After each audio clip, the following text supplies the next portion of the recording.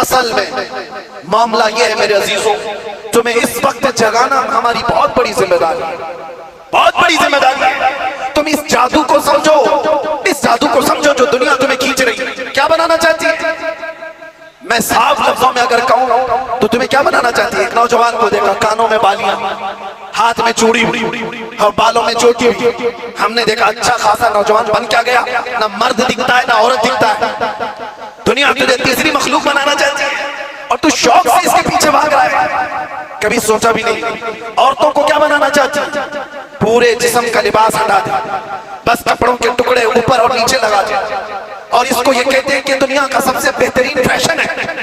अगर नंगा रहना फैशन है तो भैंस ज्यादा फैशनेबल है, हो तो कुछ भी नहीं पहनते। जानवर सबसे ज्यादा फैशनेबल है, नंगे रहने को फैशन कहा जाता है। सोचो मेरे अजीजों, मैं ये बातें क्यों कह रहा हूं? वो निजाम भी मैं देख करके आया जहां भाई बहन की शादी को आज जायज करा दिया गया।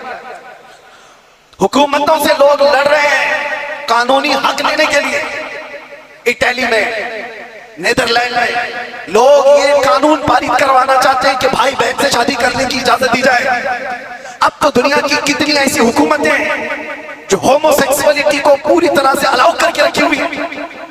मर्द मर्द से शादी कर सकता है, औरत औरत से निकाह कर शादी कर सकती है, माँ बेटे के साथ चाहे तो रह सकती है, बाप बेटी के साथ चाहे तो रह सकता है। इसको फ्रीडम कहा जाता है। मेरे अजीजों, जानवरों से भी ज्यादा सलील तुम्हें बनाना चाहती है दुनिया।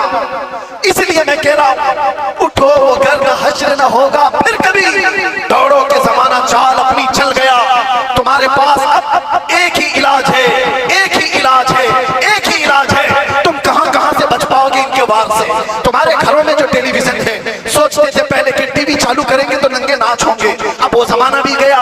इस दुनिया ने तुम्हारे हाथों में पहुंचाया है, तुम्हारे हाथों में नहीं बल्कि तुम्हारी उंगलियों के एक टच में। जितनी गंदी फाहिशा चीजें देखना हो सब देख सकते हो। तुम्हारी आंखों की हया खत्म, तुम्हारे दिल का सुरूर खत्म, तुम्हारी रूह का नूर खत्म, सब चीजें छीन ली गई और तुम कहां कहां बच पाओ, कहां